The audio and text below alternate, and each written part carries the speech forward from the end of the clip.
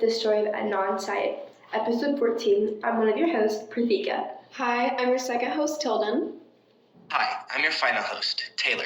Today we are going to be unraveling the case of Adnan Syed and revealing who is to blame for the actions behind January 13th, 1999. So, we know Hayden Lee was streaming at the Best Buy shortly after school got out, but Adnan's timeline has no indication that he left the school besides going to the library where he met Asia. However, it is stated in episode 1, the alibi, that Asia told prosecution attorney Kevin Urich. She told me that she had only written it because she was getting pressure from the family, and she basically wrote it to please them and get them off her back. Since Asia first claimed to see Adnan in the library, she has since claimed that those letters hold no truth. Because of this, there is no evidence that Adnan was at the library, thus giving him no alibi as to what he was doing during the time of Hayes' murder. The only other plausible alibi of where Adnan was on January 13th is Jay's testimony, where he states Adnan killed Hayman Lee. Jay testified that Adnan Syed stated that he was going to kill Hayman Lee. In episode 1, The Alibi, Jay replied saying, quote, during the conversation he stated that he was going to kill that, referring to Haley, unquote. Episode 6, The Case Against Adnan Syed by Sarah Koenig, also includes that evidence that Aisha Pittman and Adnan Syed had exchanged letters after Haley broke up with him. They were making fun of her and the whole breakup itself, but at the top in pen, Adnan in pen and Aisha in pencil, quote, I'm going to kill, unquote. Later in the interview, Jay also gave explicit details of the murder. Quote, I noticed that Hay wasn't with him. I parked next to him. He asked me to get out of the car. I get out of the car. He asks me, am I ready for this? And I say, ready for what? And he takes out the keys. He opens the trunk, and all I can see, and Hay's lips are all blue, and she's all pretzeled up in the back of the trunk, and she's dead, unquote, Jay stated. After Adnan showed Jay the body in the trunk, they hid the car at the I-70 park and ride. This story is plausible because Jay was able to take police to Hay's car. In episode 4, Inconsistencies, Sarah Koenig states, quote, Jay will take them to the car, and he does.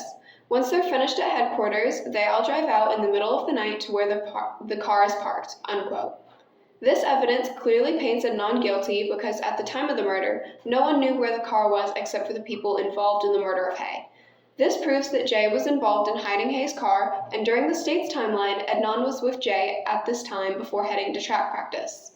There is no evidence that Adnan was on time to track practice on January 13th, and so it is not convincing evidence that Adnan wasn't with Jay at the time the car was put at the I-70 park and ride. Let's talk about Adnan's alibi. According to his story, Adnan had never been to Lincoln Park that day. In fact, he had never even heard of Lincoln Park. So why would his phone be pinging there? According to episode 5, Root Talk, Sarah Koenig states he doesn't say he lent his phone out or his car to Jay or anyone else that evening. So according to Adnan, he was with the phone, and twice that night, the phone pinged the tower near Lincoln Park. Because Adnan had his phone at 8 or 9 o'clock, it is certain that he definitely was at Lincoln Park. And the only reason that he would lie about not being there or overcompensating by claiming that he didn't know where Lincoln Park was proves that he is guilty in trying to cover his tracks.